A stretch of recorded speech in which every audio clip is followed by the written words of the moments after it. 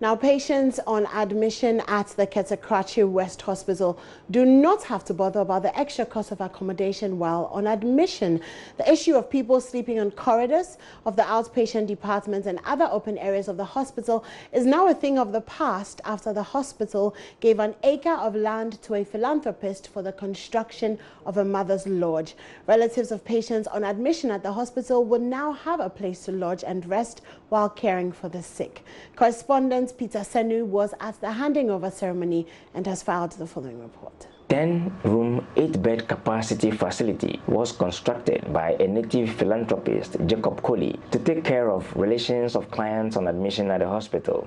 Hitherto this, mothers and caregivers to the sick on admission would have to battle with the harsh weather, mosquitoes and reptiles in some cases, coupled with rent and transportation charges to and from the hospital on daily basis. The medical superintendent at the hospital, Dr. Edmond Tego, says it was difficult managing such situation. It was very difficult because we have patients who travel from across the Volta Lake to access care here, and when they accompany their relatives, they have to stay for 2 weeks, 3 weeks straight. Unfortunately, many of them would sleep on the wards with patients who are sick. I mean, the relatives who are well sleep with sick patients on the ward, which we all know is very bad for their health. Others will have to manage in the corridors, in our outpatients department, and the mosquito infestation in the area is so high that it was very bad. So the situation was that when you treat the clients, usually before the relative goes, you would have to treat them for malaria. And we are so happy that this current donation to the hospital would change the situation. Meanwhile, the paramount chief of Ketakrachi traditional area, Nana Mpra Besemuna III, has challenged the management of the hospital to put the facility to good use while maintaining it. So we beg that you should put into motion immediately some mechanism to be able to, I wouldn't say charge people, I wouldn't say that, but find a way of getting some funds to keep the place as it is. You have to make sure that everything is kept intact so that when he comes back, anytime he decides to come in, he will also be very happy and maybe be encouraged to add something more. Some potential users of the facility have expressed their excitement at the gesture. Today I'm so happy to see this beautiful building. I am so happy and I thank God so much. For about 5 years of working in Karachi West District Hospital, our clients' relatives have suffered so much mosquito bites. Sometimes it will be raining, they will be sleeping on floor outside. We thank God for a day like this. We are grateful. When we see the man, what the man has done now, I can say, in fact, he did a match for the Karachi citizens and the whole community. All those who are bringing their patients to maternity for deliveries, before they will discharge them, part of them have, malaria already because of they didn't have a correct place to sleep. So the man need, to be praised. Peter Senu for JoyNews. Cervical cancer will kill 1,500 Ghanaian women this year. Sadly, a simple screening to enable health professionals detect the disease early and save their lives is not widely available.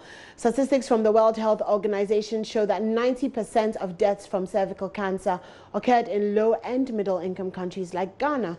Well, as the world focuses on cervical cancer this month, JoyNews' Seth Kwame Boateng, in his latest documentary, Cervix In Crisis, takes us on a journey into the lives of some women dying of the disease because they reported late. Here's an excerpt of that documentary, which airs at 8:30 p.m. tonight.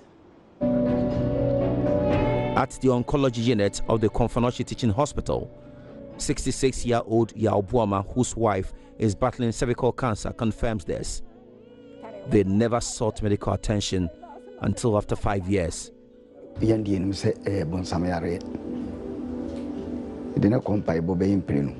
We concluded it was a spiritual disease, so I sent her to a prayer camp twice. Yet she didn't get better. They kept taking money from us. I was so worried, so I took her to a Muslim traditional healer. Still, her condition was deteriorating.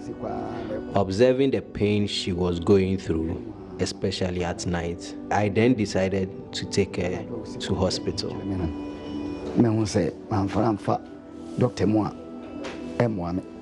Yabuama, his wife and their 4 children now rely on family and friends for their upkeep. He has sold their large cocoa farms and other properties to help save the life of his dear wife. Yabuama is not ready to lose her.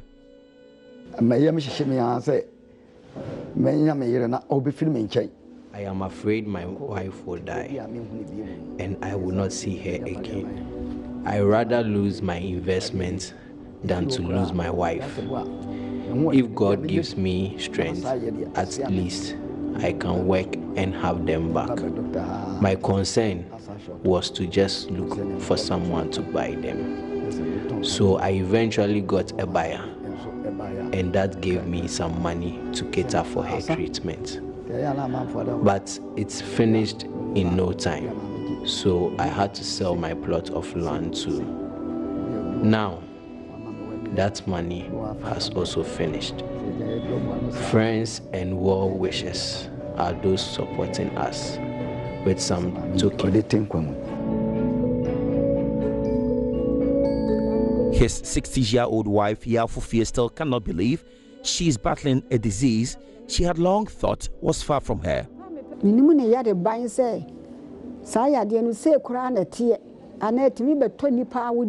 I had no idea what cancer was all about. I didn't know it could attack the uterus in the stomach. All I knew about it was that it attacks only the leg. I wept when I was told it was cancer, which I knew kills. At the Konfonochi Teaching Hospital, gynecologist Dr. Aduapia Kubi notes the high illiteracy about the disease is not the only reason patients like Yafufie delay in seeking help. Most of them are due to one, ignorance of the disease. They don't even know the disease exists. And then the other one is lack of education, illiteracy. They don't even know anything about the disease. And then they don't know where to send the problems to. That's why most of them resort to these pastors, churches, and all those things. And then the other one, to poverty. The patient is at the patient doesn't have a lot of money, he doesn't know where to go and all that. When Yafufie was experiencing frequent discharge with intermittent bleeding, she assumed she was experiencing another phase of menopause. Because it was painless, it reinforced her conviction to treat it lightly. She, however, became alarmed when she realized she was growing lean. I used to be plumpy with well-endowed back. I had a lot of flesh around my neck, unlike the bones you see now.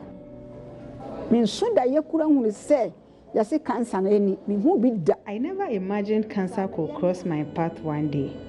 From what I am going through, I can tell you it is better to commit suicide, so you die fast, than waiting for this cancer to hit you.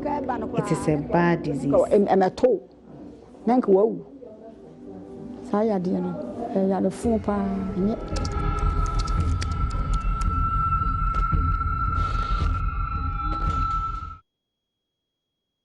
And Cervix In Crisis will show tonight on JoyNews at 8:30 p.m.